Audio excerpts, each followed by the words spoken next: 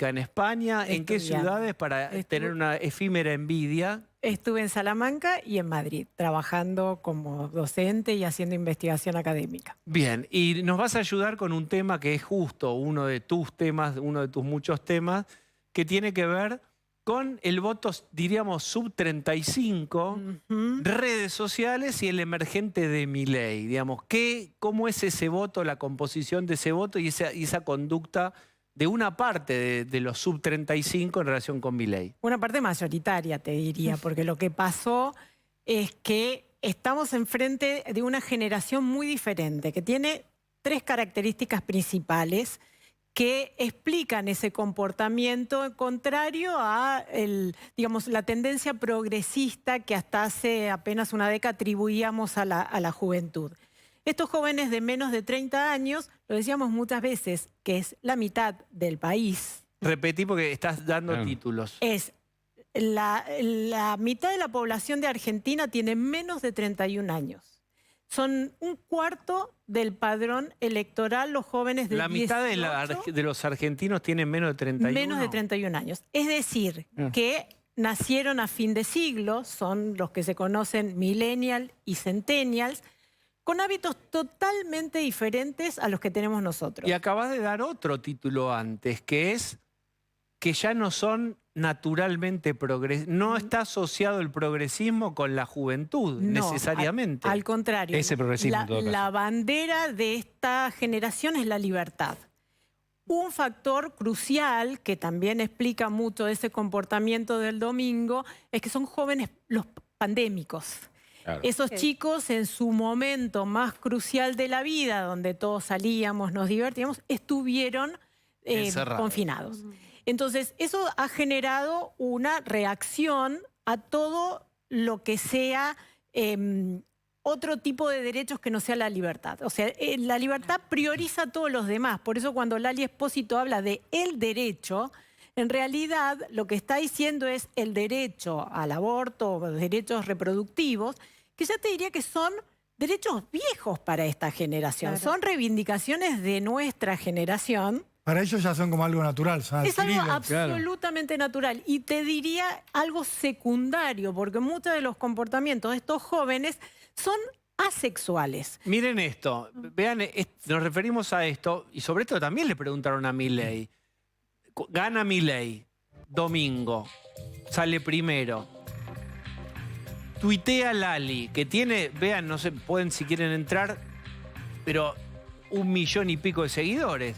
Qué peligroso, qué triste. Le preguntan a Milei. Milei responde con una ironía, dijo, no sé quién es, a mí me gustan la ópera y los Rolling Stones. Exactamente. De hecho, también Lali representa un tipo de música pop que ni siquiera te diría que es el consumo mayoritario de esta nueva generación de jóvenes que Ahora, perdóname, Lali tiene 31 y queda vieja en sus expresiones. No es una cuestión de edad, yo soy millennial.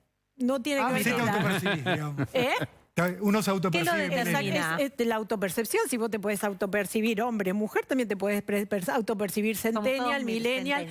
Y lo ves también en los comportamientos digitales, que ya no son exclusivos de la juventud. Hoy tenés gamers de más de 80 años que compiten en los principales torneos de videojuegos. Y que tienen tiempo, sobre todo los mayores europeos, que tienen tiempo y dinero para dedicarse a competir, y es una forma de conectarse con sus nietos. Entonces, el consumo digital que nosotros asociamos a la juventud no es exclusivo de esta generación. Está bueno esto último que dice Adriana, porque también me parece que debemos incluir la crisis del kirchnerismo acá, porque la cámpora era la juventud del kirchnerismo. Los jefes de la cámpora tienen todos 40 y largos o 50 ya, como máximo, como Larroque. Entonces, están claramente sin entender y sin lenguaje, sin discurso para toda esta gente que está describiendo. Sí aparecen músicos como Woz, como Trueno, que también se manifestaron. Trap. Género musical, trap.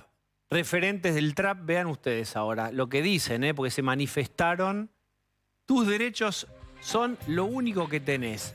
No te regales. Esto dice Trueno Oficial, que si ustedes son tan amables, me dicen cuántos seguidores tiene Trueno ahí. Ahí estaba. Bien, lo podemos ver. Sí, no es especialmente Twitter el lugar en donde tiene seguidores. No son representativos. Este es el de Inversa que te digo. Bueno, tiene un palo 600, chicos. Pero es nada, en el mundo digital es nada. Es una modestia.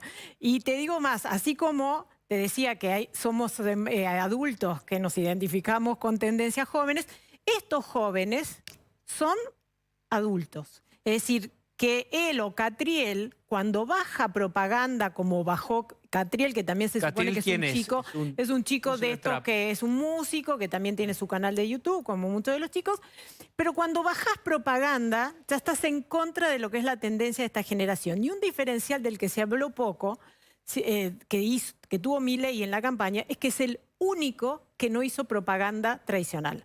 ¿Y qué es propaganda tradicional? Es el que vehiculiza un mensaje político en un espacio público.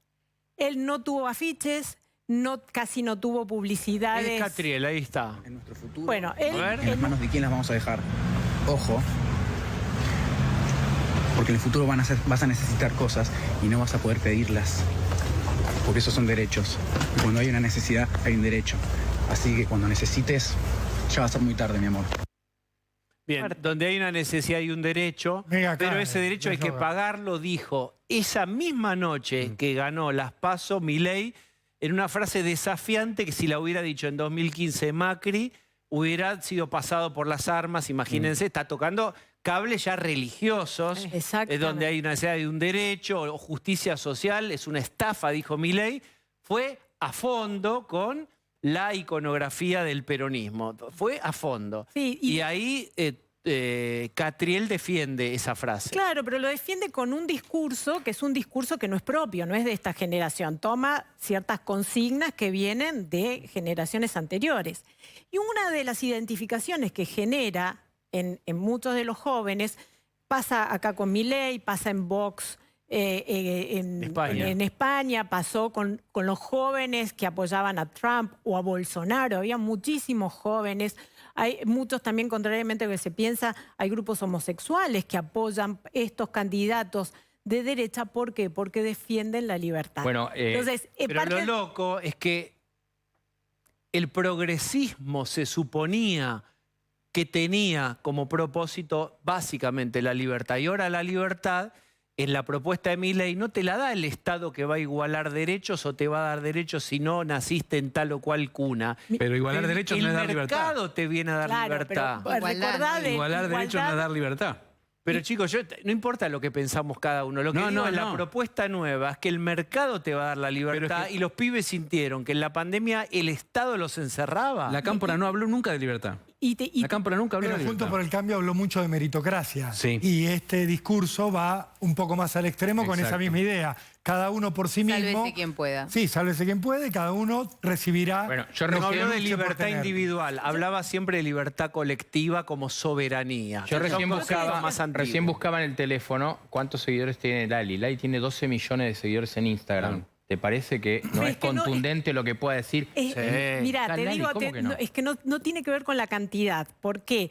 Si recuperamos esos tres valores de la Revolución Francesa, el progresismo trabajó en la igualdad.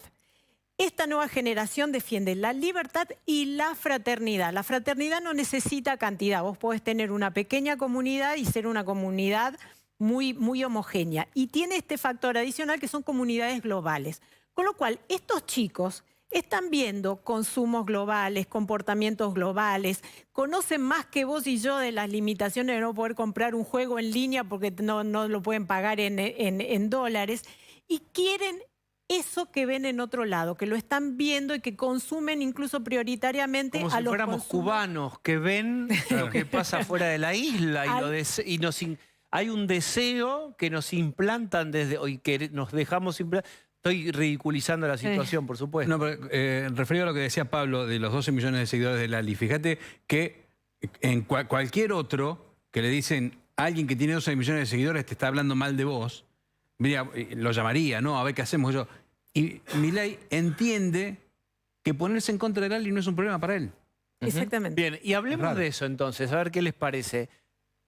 más allá de que yo en lo personal creo que el gran motor es la economía y de que él cita papers y dice y da soluciones que pueden parecer simples para problemas complejos y que la gente además, o una parte de la sociedad no tiene tolerancia a la espera y la política y el consenso básicamente necesitan de la paciencia y no hay paciencia, digo, más allá de eso, también dice los órganos, la oferta y la demanda, si hay que dar vouchers, digo, hay un montón de cosas muy desafiantes. También habla de la libre portación de armas, Diego. Las armas. Claro, pero ustedes están analizando el discurso, ustedes están acá analizando el contenido. Y acá lo que se valora es la actitud. La actitud esta desfachatada de decir cualquier cosa es una actitud rebelde, digamos, es una actitud joven. Y era como casi obvio, siempre, vos lo sabés mejor que yo como psicólogo, siempre una generación intenta desmarcarse de sus padres. Padres que sobreactuaron el progresismo, porque también se ve, hay una encuesta muy interesante que se hizo en España con relación al rechazo de la mayoría de los jóvenes de esas banderas feministas a ultranzas, de la reivindicación del derecho del machismo, por ejemplo. Pero, que Adri, se suponía que al visibilizar esas ideas la gente le iba a abrazar y los jóvenes dicen no, porque me genera discriminación. Pero, porque Adri, a mí en la escuela me pasa que las chicas... A una parte de los en... jóvenes me estigmatizan. Ya que usan el verbo estigmatizar, a mí me estigmatizan, me dicen que abuso, que esto, que lo otro. Pero no estábamos ante una generación de cristal, así se la ha llamado también mucho, que es muy sensible, que no quiere que la ataquen, que quiere que se protejan las diversidades, que se proteja al diferente, al más débil. ¿Cómo juega eso con esta idea de Milei, que en algún punto tiene algo de sálvese quien pueda, algo de ley de la selva, o sea, la supervivencia del no es ley de la selva, Rolo, es ley de la oferta y la demanda. Bueno, es es la ley de la selva. Bueno, pará, o sea, pero no, pará. No es... Y bueno, pero déjame que diga lo que pienso yo, para mí es la ley de la selva. Sí, que para mí es la ley de la selva. Lo que están planteando y lo que es interesante como discusión es que pareciera que la ley de la selva es cuando te vienen a imponer algo desde las infinitas regulaciones. En esta lógica nueva. Yo planteo que es la ley de la selva porque si me dicen que para protegerme me tengo que comprar un arma, me están diciendo sálvese quien pueda y que va a sobrevivir el que tenga el arma más grande. Eso es lo que uno infiere del discurso de Milei, donde dice libre portación de armas. ¿Qué otra lectura puedo tener? Oferta y demanda. ¿Oferta de qué? De armas. Por eso hablo de ley de la selva, también en economía, también en educación. Porque dice, dejo de subvencionar la oferta y aunque te subvenciono parezca solo la mentira, demanda. habló de incentivos y desincentivos a robar para los delincuentes. También usó esa categoría Milei. Claro. Pero no sé si es lo... Claro, uno de los problemas que pasó con este tipo de candidatos, Milei no es distinto de lo que pasó con Trump, con Boris Johnson, con Bolsonaro, con Bukele. Es decir, son personajes que vienen de los márgenes del sistema político, que tienen poco para perder porque no rinden cuentas a una estructura, entonces pueden decir lo que los otros no se animan a decir. Ahora, si vos te quedas a nivel discursivo, perdés. ¿Por qué?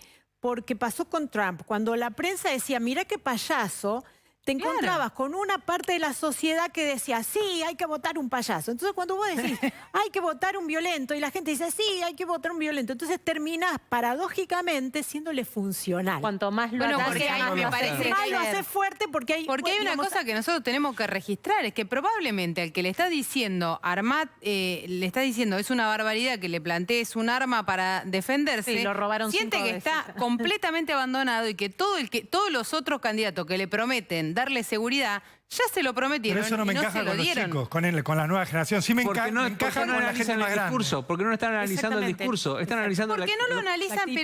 Analizan la actitud porque TikTok no tiene discurso. TikTok es la imagen. Pienso lo mismo, pero sería pensar que los chicos son completamente superficiales y no piensan lo contrario. No. Pero, espera, quiero decir una cosa sobre esto. Esos chicos son de una generación que no se puede comprar una casa, que no sabe si puede laburar, si va a poder laburar en su país. No es solamente que no tiene discurso, no es solamente porque no tiene discurso. A veces es por lo que dice Milei, no es solamente porque son niños engañados. No es la forma, también yo creo que es el contenido. Sí, y además piensen que son hijos, y esto pasa no solamente en Argentina, esto pasa también en Europa, son hijos de la crisis del 2008.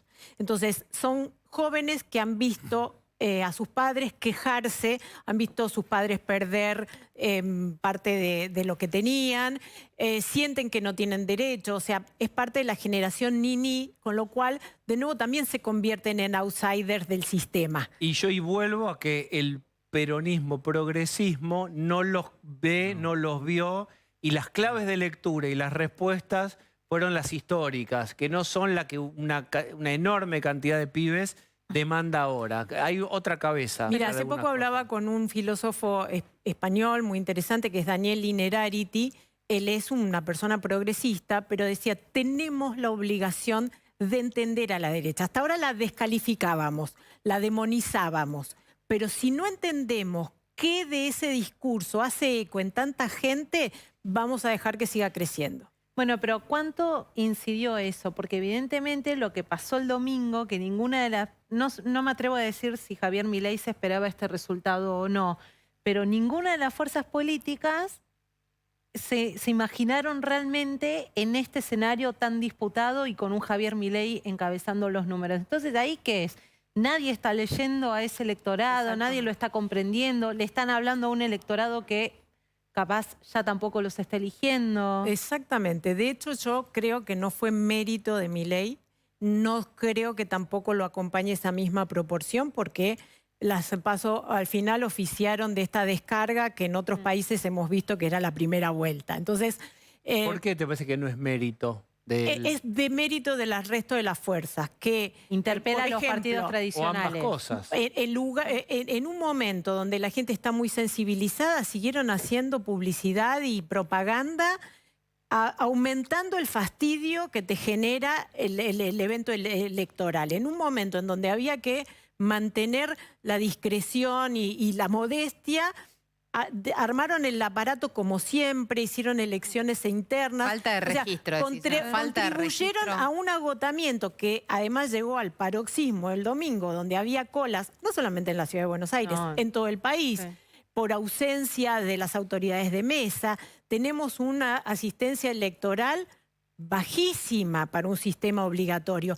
Digo, todos son factores que te dicen, la gente está harta de la política, y el resto de las fuerzas, en lugar de llamarse a la discreción, siguieron como si no pasara nada, siguieron haciendo publicidad. ¿Pero qué podrían haber hecho? Nada. Vamos a ¿Pueden cambiar ahora, Adri? ¿Se pueden acomodar ahora los Yo creo que si atienden eso, si bajan el nivel de campaña, si bajan el nivel de exposición, pueden llegar a propiciar una reflexión que hoy fue obnubilada por esa bronca. Es decir, cuando vos estás haciendo una fila de hora y media o de 2 horas y encima ves los carteles por toda la ciudad, el intendente diciendo, asfalté esta media cuadra, y rompes un poco el sistema.